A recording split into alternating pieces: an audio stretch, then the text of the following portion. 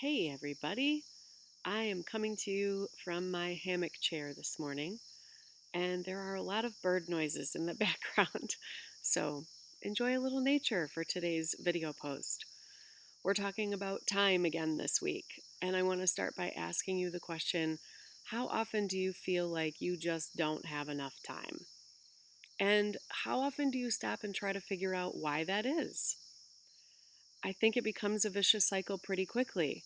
We don't feel like we have enough time, so we don't take time to reflect or plan, and then we're not able to make a change. And there you have it, a nice little vicious cycle. I'm here to invite you to stop and get off of the merry-go-round. The only way to stop a cycle is to break it. There are a million sayings about this for a reason. It's because it's true. So, specifically this week, we're going to talk about the tool of our calendars. This is not the usual tips and tricks about the logistics of managing your calendar. I did include a few of those on the blog this week, and there's plenty of other great articles you can find on the internet about that. But I want to talk to you this week instead about the concept of controlling your calendar as a mindset. It's all in how we approach it. So if someone asks you who controls your calendar, I think most people automatically answer, well, I do. But do you? Think about, look, just crack open your calendar for a minute and look at the past 2 weeks. What are the meetings and the activities that are on your calendar?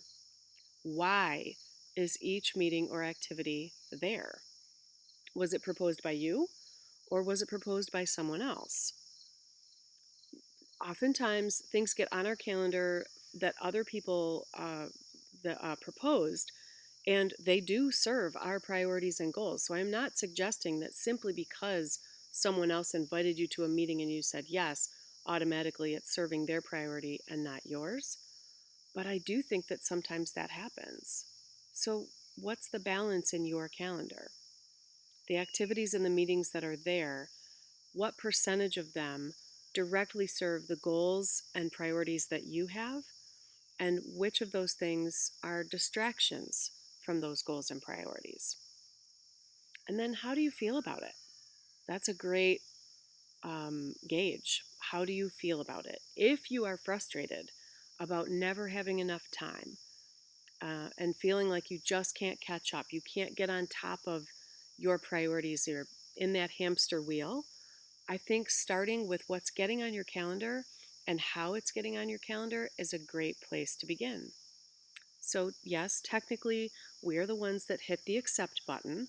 So, technically, something is on our calendar because we said yes, I think for most people. But the big question is why? So often in organizations, we hear from clients that there's a company culture that a blanket invitation is sent.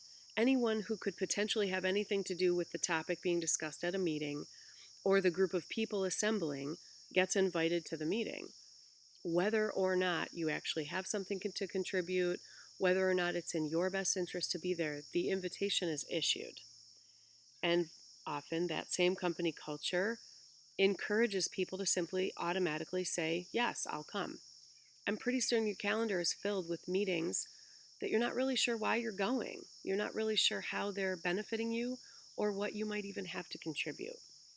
So if you can stop and evaluate those things before you automatically hit yes or accept, that might be an opportunity right there. So we talk a lot about mindset shifts, and we've talked about it in other posts. Mindset shifts require starting with an honest evaluation, a very honest evaluation of where you are and what's really going on. When it comes to your calendar, look at those last 2 weeks and think about the things that didn't go as you wanted them to go, where you just completely ran out of time for your own priorities.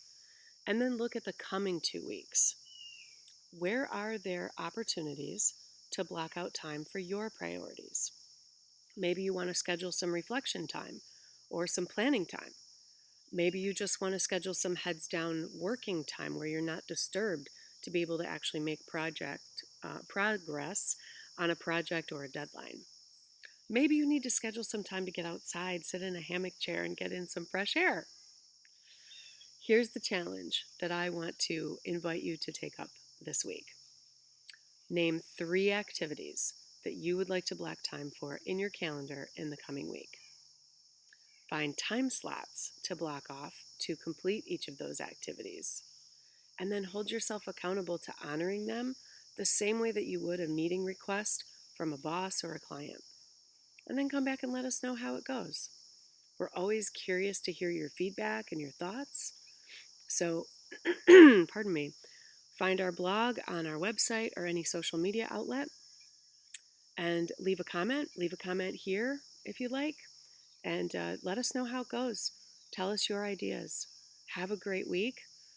Remember, stay safe out there and always look for the ways you can be kind. Have a great week, everybody.